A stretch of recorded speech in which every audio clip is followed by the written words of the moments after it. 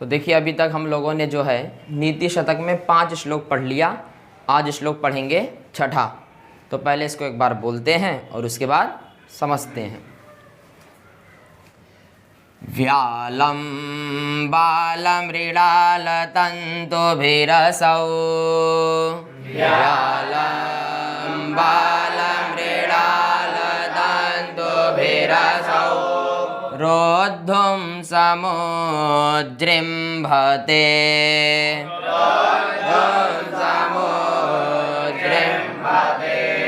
छेत्तुं वज्रमणिं शिरीषकुसुमा छेत्तुं वज्रमणिं शिरीषकुसुमा प्रान्तेन सन्नह्यति प्रान्तेन सन्नह्यति माधुर्यं मधुबिन्दुना रचयितुं माधुर्यं मधुबिन्दुना रचयितुं क्षाराम्बुधेरिहते क्षाराम्बुधेरिहते नेतुं वाञ्छति यः खलान् पथि सतां नेतुं वाञ्छति यः खलान् पथि सतां सूक्तैः सुधास्यन्दिभिः सूक्तैः सुधास्यन्दिभिः। अब देखिए ये श्लोक भी क्या है, मूर्ख पद्धति का है। तो अब भर्तृहरि जी कह रहे हैं यह, क्या कह रहे हैं, यह का अर्थ है जो, है ना। जो व्यक्ति सुधास्यन्दिभिः, क्या कह रहे हैं, सुधास्यन्दिभिः।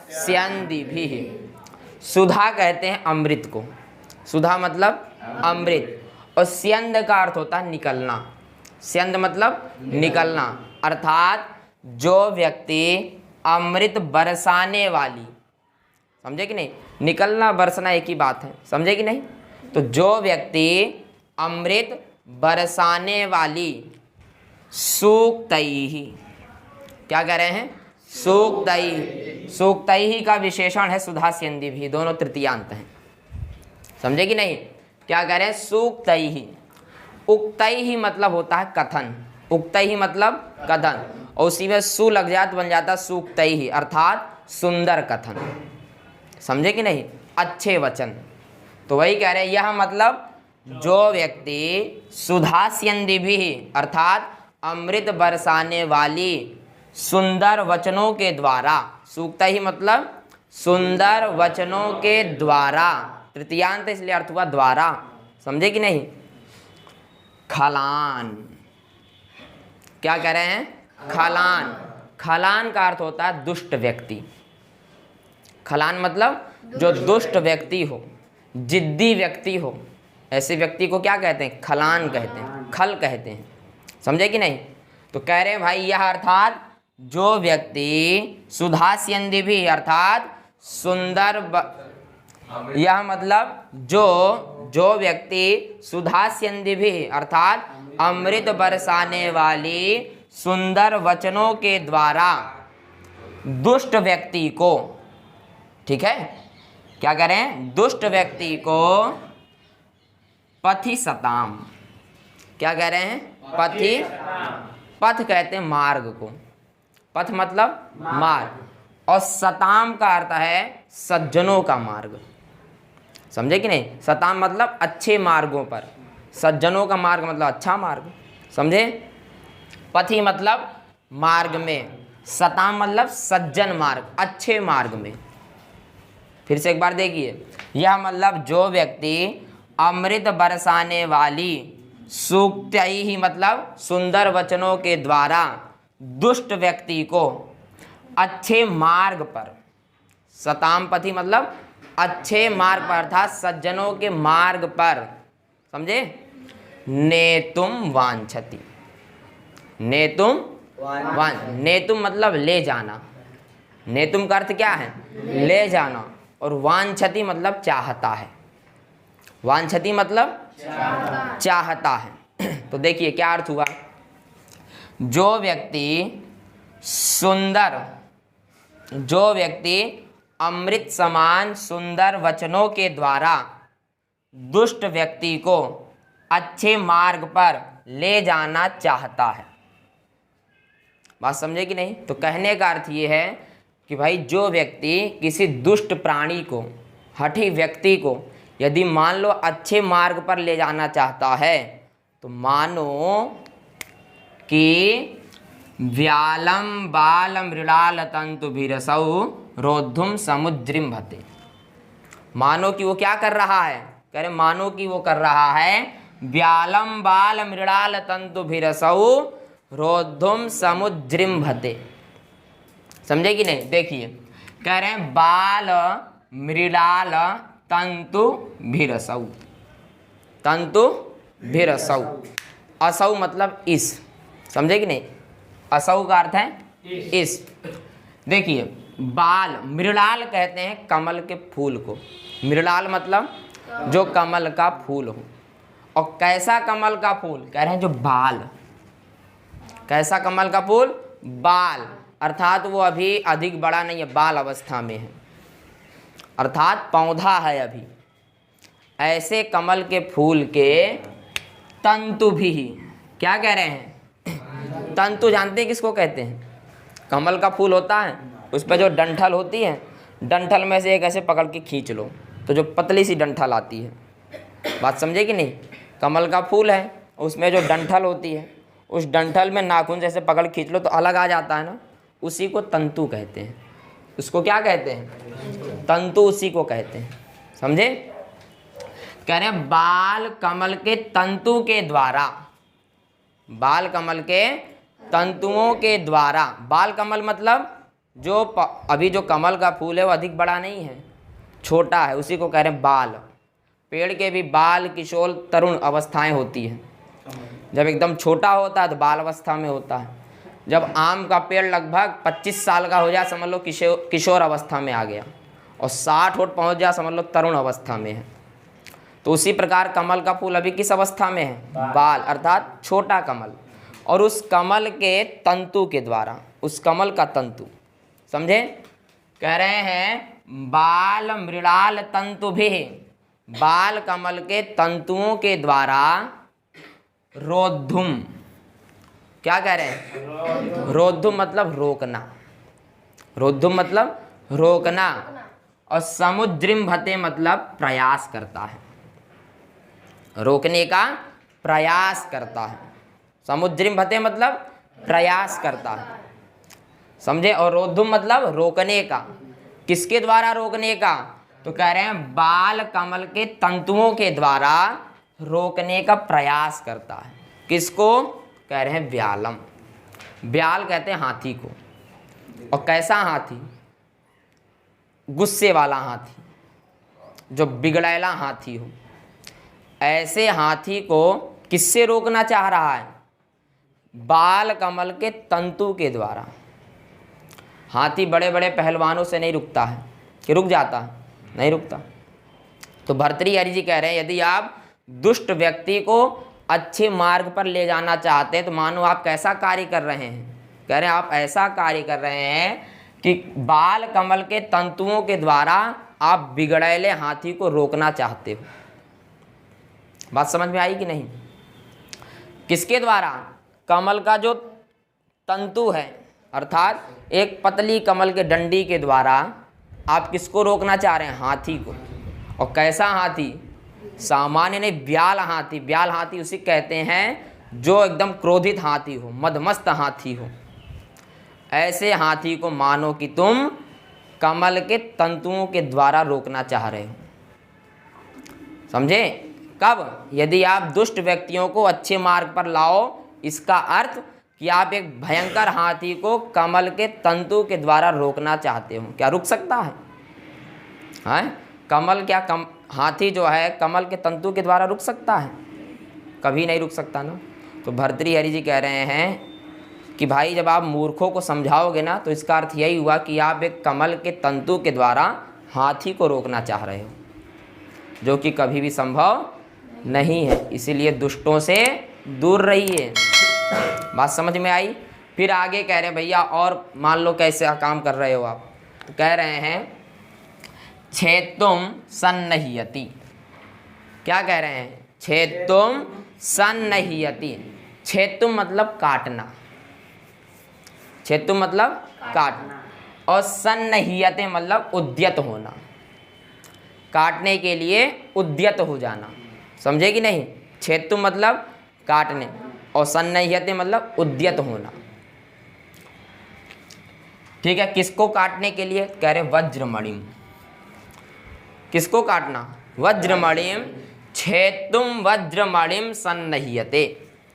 आप वज्रमणि को काटना चाहते हैं। एक तो होता मणि, और कैसा मणि है? वज्रमणि, जो कठोर मणि है एकदम, जो एक भयंकर पत्थर के समान। ऐसे मणि को आप क्या करना चाह रहे हैं? काटना चाह रहे हैं, उसमें छेद करना चाह रहे हैं। छेद तो मतलब छेद करना चाह रहे हैं, काटना चाह रहे हैं। कैसे मणि को? कह रहे हैं वज्रमणि। कह रहे हैं भैया किसके द्वारा काटना चाह रहे हैं? तो कह रहे हैं शिरीष कुसुम प्रांतेन। क्या कह रहे हैं? शिरीष कुसुम प्रांतेन। कुसुम मतलब फूल। किसका फूल? तो कह रहे हैं शिरीष का फूल। किसका फूल? शिरीष। ये जो शिरीष का फूल होता है ना, बड़ा नाजुक फूल होता है। यदि आप इसके डंठल को छू दो तो फूल टूट के नीचे गिर जाता है, इतना नाजुक फूल है। तो कह रहे हैं ऐसे फूल के प्रांत के द्वारा, प्रांत का अर्थ होता है फूल उत्पन्न हुआ और फूल को आप तोड़ लो, जो उसमें डंठल होता है, उस डंठल के द्वारा आप वज्रमणि में छेद करना चाह रहे हैं। समझे कि नहीं? किसी दुष्ट व्यक्ति को अच्छे मार्ग पर लाना, अर्थात आप वज्रमणि में शिरीष के पुष्प के प्रांत के द्वारा आप वज्रमणि में छेद करना चाह रहे हैं। जहाँ अच्छे अच्छे लोहे पिघल जाएं, छेद नहीं कर पाते हैं, वहाँ आप किससे छेद कर रहे हो? शिरीष कुसुम प्रांतेन। शिरीष का फूल होता है, कुसुम मतलब फूल। किस चीज़ का फूल? कह रहे शिरीष का फूल। शिरीष का फूल अक्सर हवा में ही गिर जाता है, इतना नाजुक होता है। तो कह रहे हैं आप उस शिरीष के प्रांत के द्वारा, अर्थात डंठल के द्वारा, शिरीष का जो फूल है तोड़ लो, जो डंठल नीचे रहता है, उसके द्वारा आप क्या करना चाह रहे हैं? मानो कि वज्रमणि में छेद करना चाह रहे हो। समझे कि नहीं? अर्थात इतनी बड़ी आप मूर्खता कर रहे हैं। इतनी बड़ी क्या कर रहे हैं? मूर्खता। तो यदि आप दुष्ट व्यक्ति को सज्जनों के मार्ग पर ला रहे हैं, अर्थात आप वज्रमणि में शिरीष के फूल के प्रांत भाग के द्वारा आप वज्रमणि में छेद कर रहे हैं। बात समझ में आई? इसलिए दुष्टों को जहाँ है वहीं रहने दो, उनको सज्जनों के मार्ग पर लाने का प्रयास मत करिए। यदि आप प्रयास करेंगे तो कह रहे भैया अगर आप प्रयास करोगे, समझ लो कि कमल के तंतु के द्वारा आप बिगड़ैले हाथी को रोक रहे हो। और कह रहे हैं भाई शिरीष के फूल के प्रांत के द्वारा आप वज्रमणि में छेद कर रहे हो। और तीसरा क्या कह रहे हैं? तीसरा कह रहे हैं माधुर्यम मधु बिंदुना रचयितुम क्षाराम्बुधे रीहते। क्या कह रहे हैं? माधुर्यम मधु बिंदुना रचयितुम क्षाराम्बुधे रीहते। देखिए क्षाराम्बुधे क्या कह रहे हैं? क्षाराम्बुध। देखिए अम्बुधे कहते हैं समुद्र को, अम्बुधे मतलब समुद्र, और क्षार कहते हैं खारे को। तो समुद्र का पानी कैसा होता है? खारा पानी होता है। तो वही कह रहे हैं क्षाराम्बुधे ईहते। क्षाराम्बुधे ईहते। समझे कि नहीं? क्षार मतलब खारा, अम्बुधे मतलब समुद्र। समझे? तो कह रहे हैं खारे समुद्र को आप माधुर्यम करना चाह रहे हो। माधुर्यम मतलब मीठा, मधुर। क्षाराम्बुधे माधुर्यम रचयितुम ईहते। इसका अन्वय कैसे करेंगे? देखिए क्षाराम्बुधे माधुर्यम रचयितुम ईहते। क्षाराम्बुधे मतलब खारा समुद्र का पानी, ठीक है। माधुर्यम मतलब खारे समुद्र के पानी को आप मधुर, ठीक है। रचयितुम मतलब करना, रचयितुम मतलब रचना करना। और ईहते मतलब चाहते हो, ईहते मतलब चाहते हो, ठीक है। कह रहे हैं किसके द्वारा मधुर करना चाहते हो, कह रहे हैं मधु बिंदुना। किसके द्वारा?